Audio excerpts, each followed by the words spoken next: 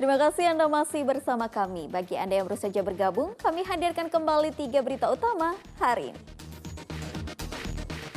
Banjir bandang setinggi 3 meter kembali menerjang perumahan Arion di Kabupaten Demak. Ratusan rumah terendam dan ratusan keluarga mengungsi. Buntut bentrok supporter PSIS dengan polisi, Gubernur Ganjar minta para supporter dan manajemen mengevaluasi besar-besaran agar sepak bola steril dari tindakan anarkistis.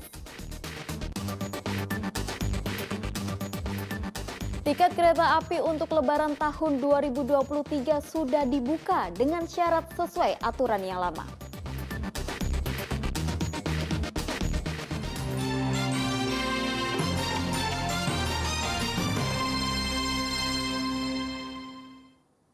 Warga desa Pidodo, Kabupaten Demak menangkap seekor buaya muara yang berkeliaran di persawahan. Namun warga masih curiga bahwa masih ada seekor buaya yang masih liar. Dalam 3 pekan terakhir, seekor buaya berkeliaran di persawahan desa Pidodo, Kabupaten Demak. Resah, seorang warga inisiatif menangkap buaya muara dengan alat penyetrum ikan. Seolah dapat durian ambruk, buah dari inisiatifnya menangkap buaya, Hartono mendapat imbalan Rp1 juta dari petugas desa. Saat ditemukan buaya dalam posisi gimana, Pak? Posisi lagi pokoknya di atas gitu, Pak. Tebak. Itu cara nangkapnya gimana, Pak, buayanya, Pak? Pertama setrum, ada mempan. Terus habis itu pokoknya pegang sama tangan. Namun warga curiga masih ada seekor buaya lainnya yang ukurannya lebih besar berada di persawahan mereka. Karena belum lama ini terlihat buaya dengan ukuran lebih dari 1 meter. Posturnya agak besar yang di sini, lagi ditemukan kok posturnya malah kecil gitu. Kemungkinan nggak cuma 1. Gitu. Kepala desa curiga buaya itu berasal dari Sungai Tuntang yang meluap pada Januari kemarin. Hingga kini belum ada laporan warga yang kehilangan peliharaan buaya. Sampai nggak tahu, kita juga heran kok ada buaya di sekitar area kami untuk di desa kami. Buaya sepanjang 80 cm yang ditangkap Hartono diserahkan ke Badan Konservasi Sumber Daya Alam Jawa Tengah. Selain di desa Dipopo, BKSDA Jateng juga mengamankan buaya muara sepanjang 40 cm di Winong, Kabupaten Pati.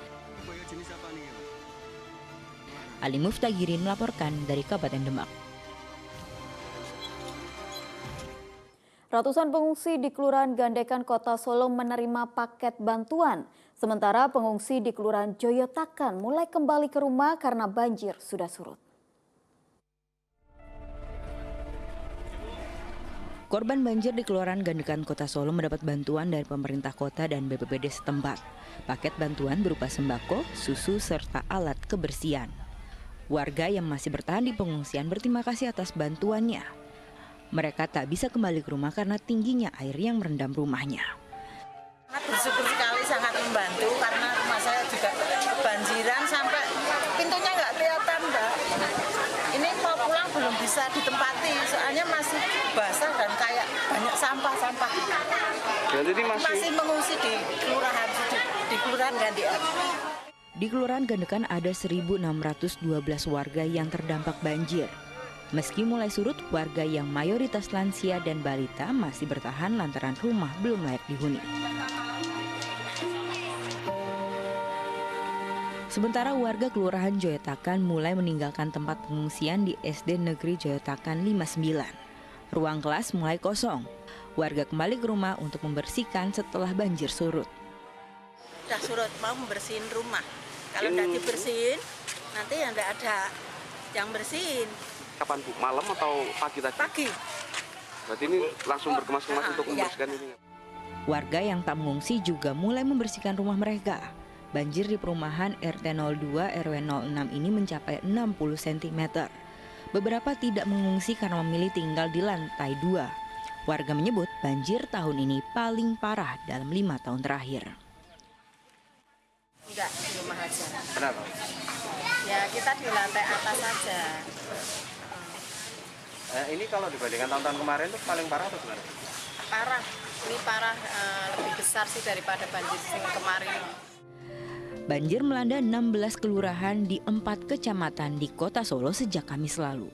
Sekitar 21.000 warga terdampak dengan 4.000 harus mengungsi. Kelurahan Joyotakan menjadi daerah dengan dampak yang paling parah. Diduga hujan deras di wilayah Solo Raya jadi penyebab meluapnya sungai dan anak sungai Bengawan Solo. Heri Prasetyo melaporkan dari Kota Solo.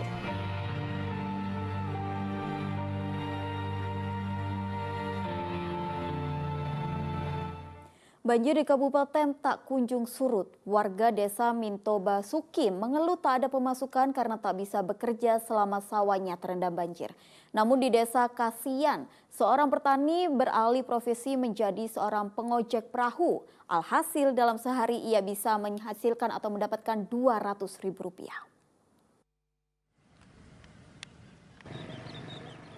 Banjir kembali merendam desa Minto Basuki, Kecamatan Gabus, Kabupaten Pati dalam 4 hari terakhir. Meluapnya sungai Silugonggo membuat banjir yang sempat surut kembali naik. Warga pun sampai membangun tenda kayu di dalam rumah karena tidak mau mengungsi meski banjir sudah terjadi sejak 1,5 bulan terakhir. Tak hanya tak bisa beraktivitas, warga juga kehilangan pemasukan. 2 bulan lebih. Aktivitas sehari-hari Pak untuk pekerjaan? Nggak bisa apa-apa ini. Nggak bisa kerja apa-apa. Kerjanya apa Pak sehari Nyun Sewu? Ya kadang ya pertanian tuh ah. Sawahnya terendam? Ya sawah terendam. Nggak ngambil sepeser pun nggak. Mati total. Namun lain cerita dengan seorang petani asal desa Kasian, Kecamatan Sukolilo. Meski sudah terendam banjir sejak akhir Desember lalu, Kardi tak pasrah begitu saja. Ia beralih profesi menjadi pengojek perahu. Dengan memasang tarif Rp20.000 untuk sekali angkut, Kardi bisa mendapatkan Rp100 hingga Rp200.000 per harinya sebagai penghasilan lain sambil menunggu sawahnya yang masih terendam. Lagi tinggian buat wisata perahu, kalau gini ya buat penyeberangan sepeda motor. Sudah lama Mas menyelap perahunya ini menjadi ini kurang 3 mingguan lah. Sejak akhir Desember 2022, jalan antar desa di Kecamatan Sukolilo, Kabupaten Pati ini terendam air setinggi setengah meter lebih. Akibatnya, jalan sepanjang 500 meter tak bisa dilintasi. Arif Nur melaporkan dari Kabupaten Pati. Pasokan minyak goreng subsidi Minyak Kita akhirnya masuk ke Pasar Gayam Sari, Kota Semarang. Distribusi minyak kita dipantau oleh Kementerian Perdagangan dan Satgas Pangan Polda Jawa Tengah.